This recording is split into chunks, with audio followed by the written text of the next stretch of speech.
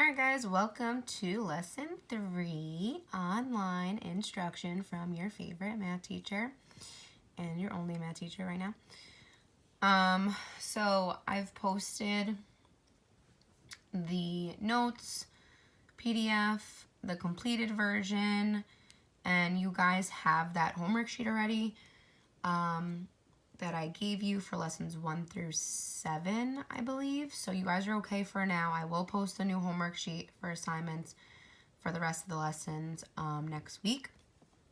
But you guys are good to go for your assignments due for me this week. So we're on lesson 3.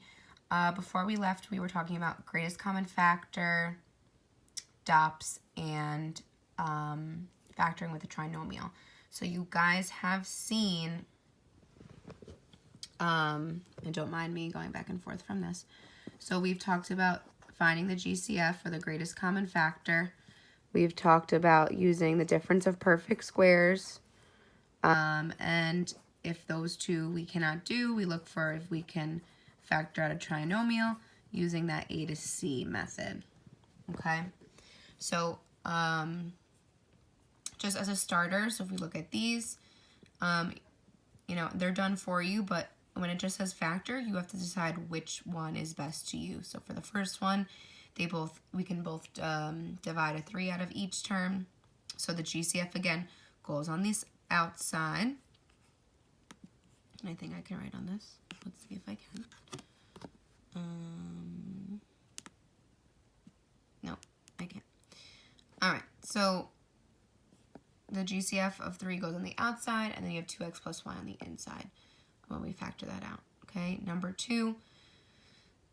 All right, we don't see a GCF. There's no greatest common factor between the two terms. It's not a trinomial, but it is a difference of perfect squares. A squared is a perfect square, and 25 is a perfect square. So again, we separate these up, right? And we have a minus 5, a plus 5, okay? Last one is a trinomial. So remember, a lot of you like to think of the two numbers that make 6 and add to -5, right, to break that down. So if we were doing this by grouping, we have x squared minus 5x plus 6. So we're thinking of the two numbers that multiply to 6 and add to -5. So remember, we list our factors. They could be 6 and 1. They could be 3 and 2. So we're trying to see, you know, where can these fit in? And remember, they can also be both negative. They can be both positive. So make sure you're aware of that. So here, 3 and 2 are going to work. So we have making them both negative, right? So negative times a negative is a positive 6. Negative plus a negative is a -5. So here, when we remember, factor by grouping, you're taking these numbers, you're breaking down that linear term, that's the 5x. All right, and then remember here, right, what do they both have in common? Take out the x. You're left with x minus 3. Take out a -2, x minus 3, right? Your goal is to get these the same anyway, so you should be making sure you're pulling out that -2. And again, what's the perfect square between these two? X minus 3. I mean, geez, what's the perfect square? What's the greatest common factor of these two? X minus 3 goes on the outside. Then you have x minus 2 on the inside. So that is your answer. A lot of you, I want you to get in this process, because when we do the next step, this is what you're going to have to do. Okay? All right. So now let's move on to when we have something that isn't, where that coefficient is not 1. So I remember in one of our classes, we were talking about, what happens if, we don't have just an x squared. Is it always going to be just x squared? Okay, well, it's not. So looking at this first problem, and it's on your paper as well. So we have a 2, we have 13, we have 15. So remember, I asked you guys to list those out. So A is 2, B is 13, C is 15. Do you like my burrito blanket? and AC is 30. So this piece right here is very important. This is technically why it's called the AC method. We're trying to find two numbers that multiply to AC. In the original ones, AC was always the number of A because we were multiplying it. It was always 1 times something. Well, now this value of C is now changing because we need to take part this 2 value. So we need to now do what two numbers make 30 and add to 13. So we're still using AC and we're still using B. Okay, that's why it's called the AC method. Okay, we have this 2. We need to factor it in. We need to take into consideration how is this going to break down if I have a coefficient of 2. All right, so in your heads you're thinking, you know, what two numbers? So this is kind of easy. It's 10 and 3. Right, 10 times 30, 10 plus 3. Okay, so you're going to take these values and bring them up to break that linear term up. So you're keeping this, right? Nothing changes to this. We're breaking this down into our numbers, 10 and 3. Right? 10 plus, that makes that. And then we're adding the 15, okay? And now you're doing the same thing. You're just factoring. So what do these two have in common? They both have 1x, and we can both divide them by a 2. So now we're taking out a 2x. So sometimes, you know, it doesn't have to be one value. When we, you know, simplify that, 2x squared divided by 2x is just x plus 5. All right. What do these have in common? And I'll erase this arrow so you're not going to... They both have a 3. So plus 3x plus 5. Okay. And, you know, that's our point. We want these to be the same. So what's the GCF of this? Break it down again. You pull out that x plus 5 from both, and you're left with 2x plus 3. And again, we can't simplify this anymore. If we were to distribute this, we would get back to the original. So this is equal to this. Those are equal expressions, okay? All right. So that was what was just showed here for you. And I just walked you through it. So you guys have that. Okay, and you have the models of the next few. Same process, okay? Multiplying those two numbers. You're using -12, okay? You see here, 3 times 4, -4 is -12. So now you're figuring out what two numbers make -4. What two numbers multiply -12 and what two numbers add to -1. So this was broken down into 3 and 4 and solving it out that way. Okay, there's a bunch of models here. Here are some practice problems if you want to practice that before your homework. Okay, and it's the same thing with fractions. There was one of them here, but, you know, that might be a little harder. We have to think back to what, you know, how can we add fractions? Remember, they have to be the same denominator, so just make sure that you take that into consideration, and that one's done for you. I'll do one more with you that's not done already. Let's do this one, 3x squared plus x minus 14. So I'll do that one with you guys before I close this up. All right, so we have 3x squared plus x minus 14. Okay, so again, you're multiplying this and this. So multiply these.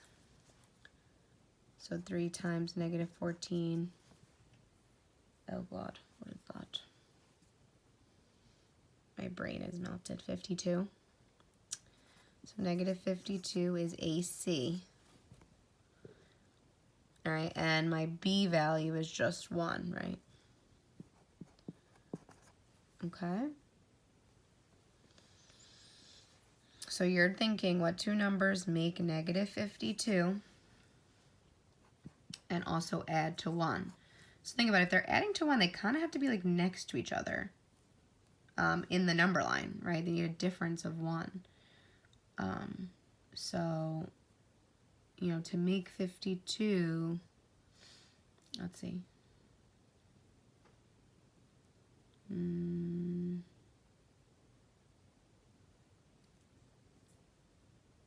Losing brain cells. Does anyone? Let me think.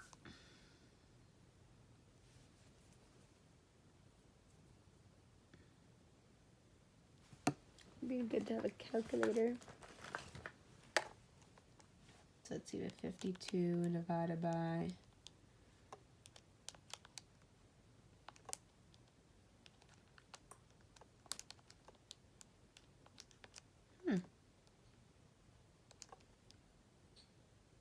I don't know what makes 52.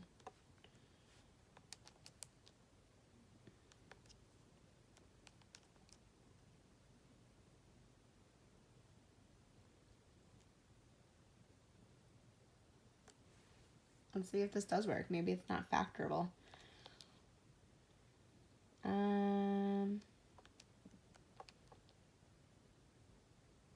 Yeah, the factors of 52. I don't have any. So that one could be unfactorable, unless you guys have thought of anything. Oh, Miss Lometico, 42. Still making mistakes, even from afar. This is what being on break does to me. All right, so much better. Factors of 42. What makes 42? 7 and 6. This worked. I was gonna say this does work. Okay, so be careful. We want a negative 42 and a positive 1. So we're gonna make this one negative, right? No, we're not. We're gonna make the other one negative. Hang in there, people. Don't you miss me and my mistakes? All right. So this one's negative, right? Negative 7 plus 6 is that. No, I was right before. I can't. 7 plus negative 6 is 1. Yes. Yes. All right. See, I was going to edit this out, but I'm going to keep it. All right. So break our linear term up into those two terms. So we have 3x squared plus 7x, right? Because it's a positive 7. Minus 6x minus 14. Split this boy up. What do they have in common?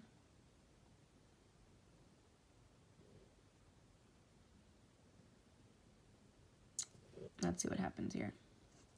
So we have an x. 3x